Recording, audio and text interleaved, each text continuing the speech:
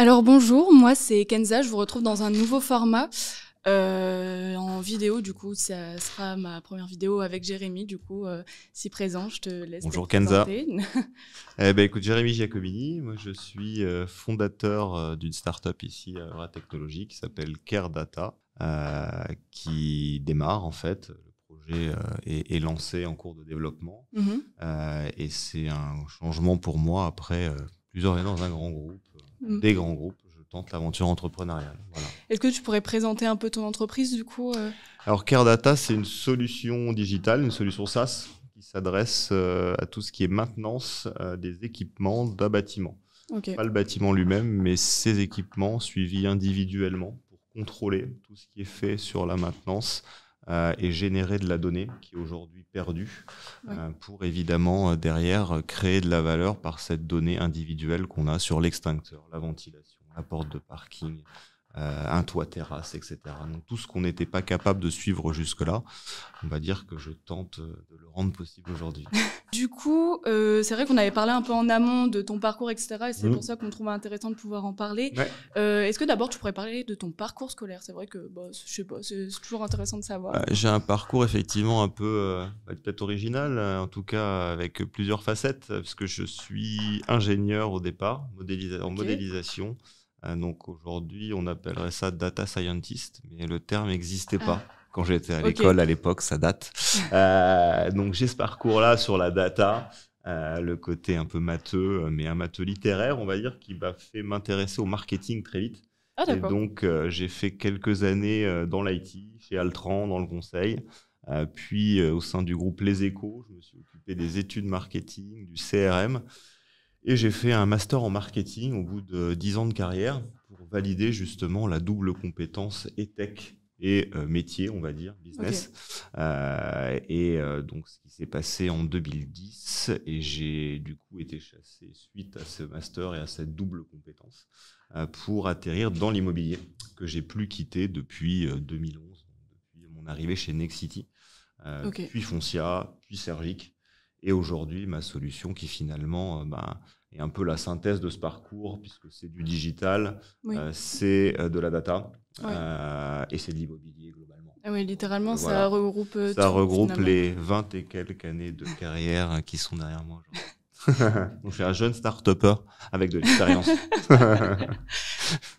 Et du coup, en parlant de ça, c'est vrai que tu me parlais de ta transition. Est-ce que tu peux m'en dire un peu plus? Qu'est-ce qui t'a poussé à faire ça? En fait, c'est une transition où une aventure se termine. Encore une fois, des étapes où on monte des échelons dans les différents grands groupes où je suis passé. Responsable chez Nexity, directeur digital chez Foncia, directeur marketing innovation en étant au comité de direction chez Sergic pendant 6 ans. Est-ce que du coup, il fallait devenir DG du même type de structure? J'en ai eu la possibilité en fin d'année dernière, mais j'en avais pas l'envie. J'avais clairement pas la motivation pour rebasculer dans ce type de job, on va dire, assez politique, où finalement on dépense beaucoup d'énergie pour pas forcément un ROI énorme en termes de projets qu'on arrive à réaliser. Et finalement, la lourdeur d'un gros groupe, ça avait fini par me peser. Et donc, c'est pour ça que j'ai décidé de tenter cette aventure, de repartir finalement de quasiment rien, voire de rien du tout, pour monter mon propre projet. Et voir si le fait d'avoir la main, de pouvoir prendre des décisions rapidement, etc., de basculer de l'autre côté aussi, puisqu'en fait, jusque-là, j'étais plutôt dans le profil de celui qu'on venait voir et à qui on voulait vendre des choses. Là, maintenant, je change, c'est moi qui ai des choses à vendre. Je fais plus de commerce, du coup, mais j'y avais pris goût aussi par mes précédentes activités.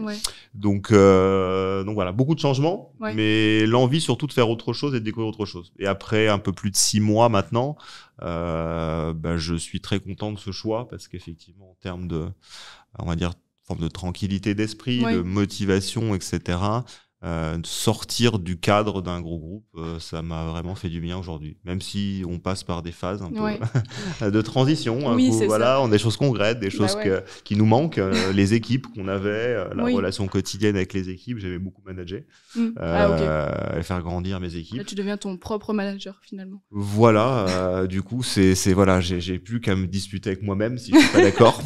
Et comme évidemment, j'attends de recruter, je compte à terme recruter, mais évidemment, il faut le temps de se lancer. Oui. Donc pour l'instant, voilà, j'ai pas l'apport des équipes, mais j'ai pas non plus les contraintes de gérer des équipes. Oui, on a souvent aussi des problèmes de recrutement, des démissions, des gens qui vont pas bien. On n'a plus ça non plus, donc il faut aussi en profiter de cet équilibre-là. Et du coup, tu parlais qu'il y avait des hauts, des bas. Ça a été quoi, du coup, tes difficultés principalement et voilà. C'est de découvrir un autre mode de fonctionnement, en fait. On n'est pas entrepreneur au premier jour de l'aventure qu'on lance, en fait. Même si on dit « je me lance, je deviens entrepreneur, je fais ma start-up ». L'état d'esprit, quand on est un peu formaté aussi, habitué à des grands groupes, on raisonne pas de la même façon. Oui, c'est sûr. Donc il faut du temps pour se dire que là, de toute façon, on n'aura pas un coup de main d'un tel ou d'un tel, on n'aura pas une pression d'un tel ou d'un tel. Tout est entre nos mains. Ouais, c'est ça. Donc ce côté seul, un jour c'est cool, un jour c'est moins cool. C'est un peu ça en fait. Des jours on a besoin de voir du monde, des jours où on a besoin d'être tout seul. J'étais très content quand j'étais ici au premier étage avec toutes mes équipes, des fois de rester une journée à la maison, de faire du télétravail pour pas être sollicité, je dirais pas dérangé, mais sollicité des fois tous les quarts d'heure où les équipes viennent vous voir, posent des questions. On a du mal à avancer tout seul, à être tranquille quand même sur son job de fond. Là, c'est plutôt l'inverse. C'est du coup, on voit plus rien. Donc du coup, quand on est en février et qu'il tombe des cordes, je viens quand même ici au bureau pour pas voir des collègues parce que j'en ai plus, mais voir des autres entrepreneurs, voir des colloques. Et au moins, on peut échanger. On voit des êtres humains, on a des relations humaines et c'est agréable. Voilà. Donc c'est là, ça manque effectivement de se retrouver tout seul. Pour moi, c'est pas être tranquille. Il me manque la relation humaine, le réseau et discuter avec des gens en fait. Et se filer des tips, s'aider. Encore une fois, le gros changement aussi, c'est les gens qui te disent qu'ils vont pas forcément bien. Alors que quand on est directeur et qu'on pose l'action, salut, ça va, tout le monde va bien. Alors, on sait qu'après, c'est pas toujours le cas et on le découvre des fois après, mais les gens n'ont pas, il n'y a pas la même franchise dans un groupe. On peut pas l'être de toute façon. Non. Chacun se méfie, il y a une hiérarchie, etc. Là, il y en a pas. Donc ici, entre entrepreneurs, on se doit rien. Et y a donc pas quand de filtre. On a quelqu'un, comment tu vas ? S'il va pas bien, il dit qu'il va pas bien. Là, au moins, on s'arrête un peu, on discute, et puis on peut se filer des coups de main aussi, s'aider un peu. Donc, c'est aussi une nouvelle vision des relations de travail que j'avais pas forcément jusque-là. Je pensais bien que ça existait, mais je l'expérimente au quotidien et c'est un vrai changement. Parce que tu étais à Cergy qu'à Euratech. Juste en dessous ici, tout à fait. Voilà. Oui, parce que c'est mieux du coup le fait d'être dans un incubateur, etc. Parce que y a vraiment ces relations. C'est pas du tout les mêmes. On est dans le même bâtiment. Vraiment que fois, de ton côté, ça aurait été un peu plus compliqué. Exactement. Tu penses ? Ah oui, carrément. J'aurais peut-être pas fait ça d'ailleurs. Ah ouais. S'il n'y avait pas Euratech, si je savais pas qu'en passant ici du premier étage au 4e, j'allais trouver cet écosystème que je connaissais puisqu'on travaillait déjà avec des startups d'Euratech, mais être un mentor, accompagner des startups versus faire sa propre entreprise, sa propre aventure individuelle, c'est pas pareil. Et du coup, on rebascule dans l'écosystème, pas comme un partenaire, mais comme faisant partie réellement des incubés de cet écosystème. Mais on découvre à quel point il est positif et bénéfique, en fait. Moi, j'adore cette dynamique-là, parce qu'en fait, il n'y a pas une journée où on n'apprend pas quelque chose des autres. Pas forcément quand ils sont dans la même verticale que soi, mais sur du retail, sur d'autres activités, puisqu'on est ensemble sur un même plateau ou à des étages différents, comme avec vous, avec Pump Up. Mais on a tout de suite des échanges intéressants. On se file des contacts, des conseils. Donc ça, c'est une dynamique qui est assez exceptionnelle. Oui, ça, c'est bien. Voilà. Donc, je regrette absolument pas ça. Et me lancer tout seul de chez moi ou de prendre un bureau où j'aurais dû lancer mon entreprise, non, c'est pas quelque chose qui me paraîtrait aujourd'hui concevable. Et ça t'a apporté quoi, du coup, que ce soit d'un point de vue professionnel et personnel, mais là, de ta vision à toi ? Là, actuellement, ça t'a apporté quoi ? D'être dans cet écosystème d'Euratech ? Ici, ou l'aventure entrepreneuriale ? Non, en fait, l'aventure entrepreneuriale, que ce soit personnellement dans ta vie perso, si ça t'a apporté un peu plus de confiance, et dans ta vie pro, du coup... Bon, certains trouvaient que j'étais déjà un peu trop confiant, donc pas forcément, il faut éviter, non, je plaisante. Mais non, on doute et on se remet en confiance pour être sérieux. Il y a des moments où on doute. Quand tout s'arrête d'une aventure du jour au lendemain, où on n'a pas forcément l'après qui est déjà écrit, comme je l'avais connu dans mes aventures précédentes où je quittais un job pour en trouver un autre. Là, on a décidé d'une séparation. On était à la fin de l'aventure des 6 ans, on arrête. Qu'est-ce qu'on fait derrière? La question, elle n'est pas urgente parce qu'on a des dispositifs qui permettent justement de prendre son temps, de réfléchir, etc. Mais elle est clé parce qu'on ne l'a pas forcément anticipé. Et du coup, on se dit, qu'est-ce qui est fait pour moi aujourd'hui? Et donc, par rapport à mon expérience à mon âge, c'est si je ne tente pas l'expérience d'entreprendre, que j'avais en tête depuis un certain temps, je ne le ferai jamais. Donc ça m'a apporté le fait de se dire de toute façon maintenant tu n'as pas trop le choix, c'est pas toi qui décides, donc tu dois juste décider ce que tu veux faire. Et donc j'ai décidé effectivement entre ce job potentiellement de DG dans un milieu que je pouvais connaître, donc un peu la sécurité mais pas d'envie, et un job plutôt qui me motive et qui correspond en plus à mon expérience, à ce que je sais faire, à mon réseau. Le choix il a été vers cette deuxième option. Et ce que ça m'a apporté, c'est tous les changements de ces 6 derniers mois. Il s'est passé plein de choses en 6 mois, beaucoup plus qu'avant. Oui, c'est sûr. Finalement, ça a été beaucoup plus mouvementé, quoi. Et avant, j'avais une casquette, j'étais directeur marketing innovation, et j'avais plein de sujets. Je gérais une filiale, j'avais le commerce, j'avais le marketing, j'avais la marque. Donc j'avais plein de choses passionnantes, mais sous un titre, dans un groupe. Aujourd'hui, en fait, je fais plein de choses avec plusieurs casquettes, avec une entreprise que je suis en train de monter, avec un rôle d'ambassadeur de la French PropTech, avec un de mentor à Euratech. Je continue à faire du coaching et des cours à l'ISCOM auprès d'étudiants. Donc, en fait, je peux avoir une richesse d'intervention, de faire du conseil à côté pour un agent immobilier indépendant, de lui pousser aujourd'hui des solutions d'IA que je ne pouvais même pas mettre en place dans mes postes précédents par rapport souvent à des legacy, des lourdeurs qu'on peut avoir dans des groupes. C'est difficile de changer du jour au lendemain. Aujourd'hui, je me rends compte aussi de ce qu'ont pu apporter ces nouvelles technos pour des plus petits acteurs, parce qu'elles deviennent abordables, on peut leur proposer. Donc, j'ai vécu X expériences sur les 6 derniers mois que j'aurais absolument pas vécu si j'étais resté dans mon poste précédent. La richesse, elle est là. Les gens que j'ai rencontrés, et les nouvelles choses que j'ai faites. Un exemple, j'ai fait mon propre site web. J'ai généré des illustrations avec l'IA, etc., sans graphiste. Alors que depuis des années, je commandais des sites web à des agences que je payais des dizaines de milliers d'euros. Et puis à la fin, quand il y avait le kick-off et que ça se passait mal, on faisait une réunion. Enfin, après le kick-off, après la livraison, il y avait des problèmes. On faisait des réunions de crise, on se tapait un peu dessus. J'envoyais mes équipes pour râler. Aujourd'hui, non. Je le fais tout seul. Ça marche tout seul. Je suis allé dans OVH. J'ai fouillé comment on fait un site en HTTPS quand ça fonctionne pas, les redirections. Voilà, j'ai mis les mains dans le cambouis, remis les mains dans le cambouis comme je le faisais avant, et ça fait du bien. En fait, on fait les choses soi-même et on relativise le coût des prestations aussi qu'on nous a vendues par le passé. Oui, c'est sûr.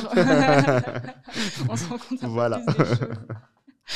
Et tu aurais des conseils à donner, par exemple, aux personnes qui pourraient être dans ta situation, par exemple, qui ne se sentent pas épanouies, par exemple, dans leur grand groupe, finalement, et qui ont envie de se lancer dans l'entrepreneuriat? Ce serait présomptueux de donner un conseil, parce qu'après, au bout de 6 mois, encore une fois, il y a comment on quitte son job ou pas, les conditions dans lesquelles on le fait, les questionnements qu'on se pose. Mais si on a envie, si on n'ose pas, évidemment, je dirais qu'il faut oser.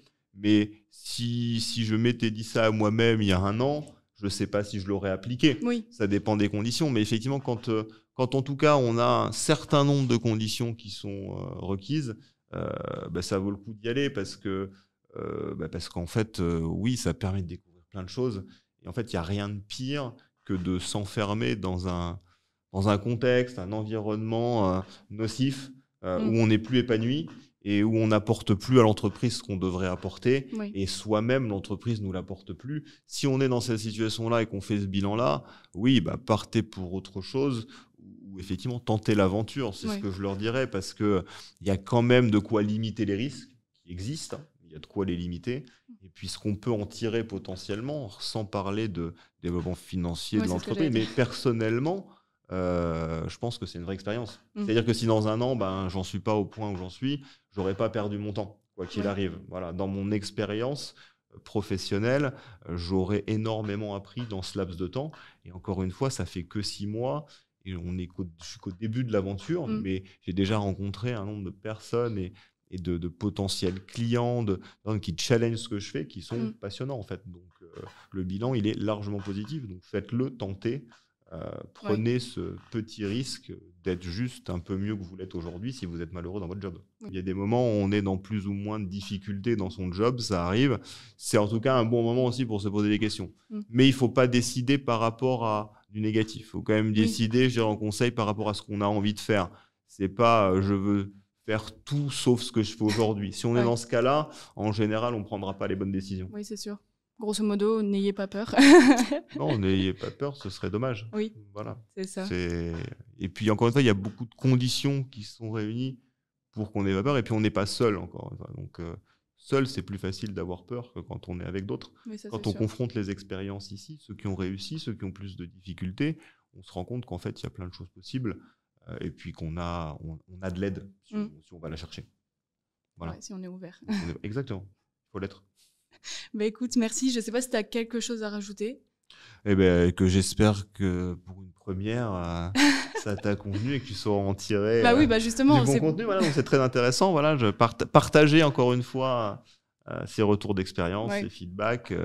C'est aussi le principe un peu ici. On le fait au quotidien, donc le faire sous ce format-là, c'est ça. avec toi et être le premier à le faire, je suis ravi. Voilà. Merci de m'avoir invité. Merci à toi d'avoir partagé ton expérience. C'est vrai que je trouvais ça intéressant. Donc c'est pour ça, autant collaborer. Écoute, rendez-vous dans 6 mois. Je te dirai ce que j'ai fait sur les 6 prochains mois. Franchement, avoir un petit update. Je te dirai maintenant, il ne faut pas devenir entrepreneur, arrêtez tout, restez dans votre boîte. Finalement, tu nous donneras des nouvelles. Exactement. De toute façon, je ne compte pas trop bouger d'ici. Oui, la prochaine fois, je mettrai un petit truc Metallica. Exactement. Voilà, on prévoit, on a le temps de se roder pour la deuxième fois. Oui, exactement. Ça va aller d'ici là. Top. Merci beaucoup. Merci à toi. Et du coup, je voulais dire, s'il y a des personnes qui souhaitent, comme Jérémy, parler de leur expérience ou aborder d'autres sujets, n'hésitez pas du coup à me contacter sur LinkedIn de ce fait et n'hésitez pas à donner votre avis en commentaire. Merci beaucoup.